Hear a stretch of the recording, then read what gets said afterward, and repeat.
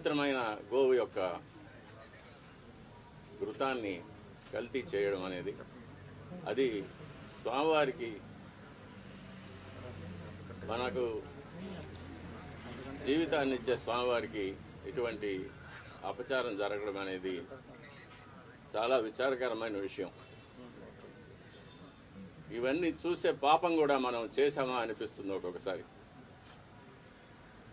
దీన్ని ఎన్నోసార్లు అప్పటి ఈవో గారికి, చైర్మన్ గారికి దృష్టికి తీసుకెళ్ళి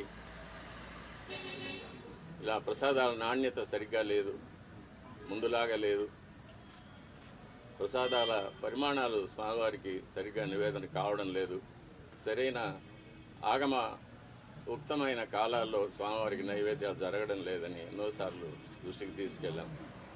కానీ లాభం లేకపోయింది. దీనికి మరొక కారణం నాది ఒంటరి పోరాటం అయిపోయింది.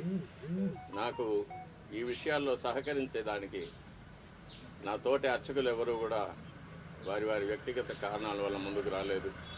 ప్రధాన పరిచారకులైన వాళ్ళు రాలేదు. కాబట్టి ఇది ఈ 5 ఏళ్ళు నిరభ్యంతరంగా ఈ మహాపాపం జరిగిపోయింది. ఫలితాలు కూడా నేను చూశాను, ల్యాబ్ రిపోర్ట్స్ చూశాను.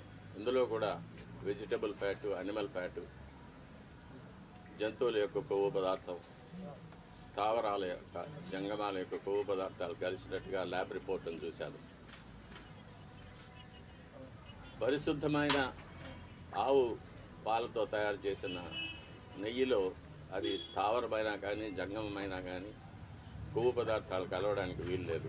అది ఇంప్యూరిటీస్ కింద లెక్క వస్తుంది.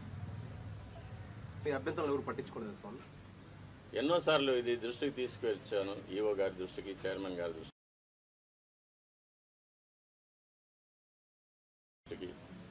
కానీ ఎవరు దీన్ని పట్టించుకోలేదు.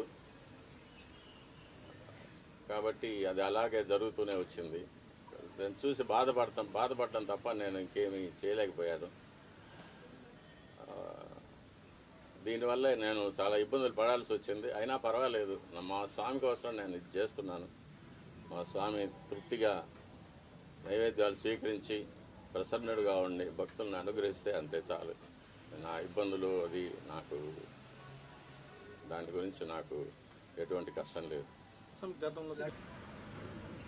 నేను గత ప్రభుత్వం నా పైన చేసిన కొన్ని కోర్టు కేసుల వల్ల నేను ఆలయానికి దూరంగా ఉండవలసి వచ్చింది. అంటే ప్రధాన అర్చక పదవికి దూరంగా ఉండవలసి వచ్చింది. నేను ప్రధాన అర్చకుడిగా చేయవలసిన నా కార్యక్రమాలు నేను చేయకుండా నన్ను నిలిపివేశారు. కాబట్టి